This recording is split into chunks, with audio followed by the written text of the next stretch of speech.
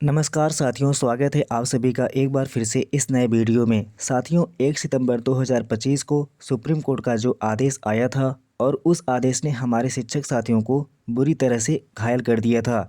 Supreme court में उस निर्णय में सुधार हेतु बहुत सारी पुनर्विचार याचिकाएं दाखिल की गई हैं, लेकिन अभी तक कोई ठोस रास्ता नज़र नहीं आ रहा है। हालांकि आश्वासन हर जगह से मिल रहा है और सुप्रीम कोर्ट में जो इतनी सारी पुनर्विचार याचिकाएं दाखिल की गई हैं, उनसे भी बहुत उम्मीदें लगी हुई हैं।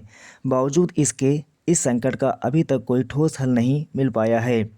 कुछ दिन पहले यूटा संगठन द्वारा जो रीट पिटीशन लगाई गई थी, हालांकि उससे बहुत उम्मीद की जा रही थी, लेकिन उस रीट पिटीशन के डिसमिस हो जाने से शिक्षकों में बहुत निराशा उत्पन्न हुई।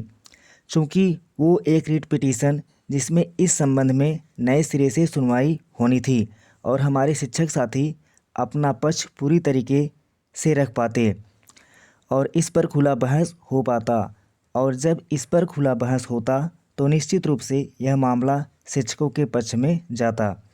लेकिन वो पिटीशन एडमिशन के स्टेज पर ही डिसमिस हो गया। शिक्षक साथियों, आज मैं जिस केस की बात आपसे करने जा रहा हूँ वो एक शिक्षक संगठन द्वारा फाइल किया गया सुप्रीम कोर्ट में रीट पिटीशन है, जो 20 सितंबर को ही फाइल किया गया था, लेकिन उसकी सुनवाई 12 दिसंबर को कोर्ट में हुई। और इसमें सबसे महत्वपूर्ण बात यह है कि इस रीट पिटीशन को एडमिट कर लिया गया, यानी अब इस पर लंबी सुनवाई और हर पहलू पर विस्तार से सुनवाई होने की पूरी संभावना है। अब इसमें RTE act, NCTE act, NCTE act का अमेंडमेंट, आरटीई एक्ट का अमेंडमेंट और आरटीई एक्ट के रूल्स, इन सभी पर विस्तार से चर्चा होने की पूरी संभावना है। और जब इन सभी चीज़ों को विस्तार से सुना जाएगा तो निश्चित रूप से उन शिक्षकों के पक्ष में फैसला आएगा, जिससे कि शिक्षकों को बड़ी राहत मिलने की संभावना है। इस केस का टाइटल था शिक्षक महासंघ वर्सेस यूनियन ऑफ इंडिया।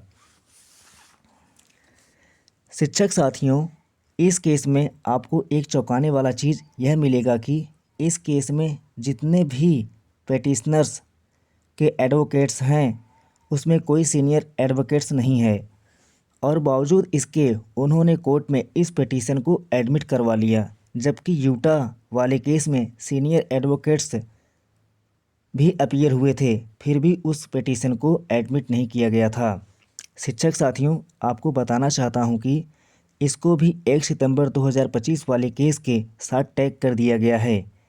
यह इसलिए किया गया है कि कहीं ऐसा ना हो कि अलग अलग जज अलग अलग आदेश पारित कर दें और जिससे बहुत बड़ा कानूनी संकट पैदा हो जाए। इसलिए एक नेचर का जो पिटीशन होता है, उस नेचर के पिटीशन को एक साथ टैग कर लिया जाता है और उसे एक ही बेंच में सुना जाता है। अब बहुत सारे शिक्षक साथियों के मन में यह प्रश्न उठ रहा होगा कि यदि उसी के साथ टैग कर दिया गया है तो इसमें भी वही आदेश आएगा जो पहले आदेश आया था। जी नहीं, यह एक फ्रेश मैटर है। यदि यह मैटर उस मैटर के साथ टैग भी कर दिया गया है तो भी इसकी सुनवाई फ्रेश रूप से होगी, भले उस मैटर के साथ इस केस को टैग कर दिया गया है। और अब जब इस मामले में बहस होगी तो पूरी विस्तार से बहस होगी, यानी इस मामले में अब एनसीटीई एक्ट, आरटीई एक्ट के रूल्स और उसके बाद आरटीई एक्ट के अमेंडमेंट्स 2010 से पूर्व जितने भी शिक्षक हैं उनकी सारी याचिकाओं पर हर एक पहलुओं पर विस्तार से चर्चा होगी। चूँकि इसमें अब एनसीटीई को भी पार्टी बनाया गया है तो एनसीटीई भी अपना पक्ष रखेगा, यानी इस केस में अब गंभीर रूप से सुनवाई होगी। इसलिए शिक्षक साथियों, समय जो भी लगेगा फैसला वही होगा जो शिक्षकों के हक में होगा। तो शिक्षक साथियों, आज की जानकारी बस यहीं तक सीमित थी।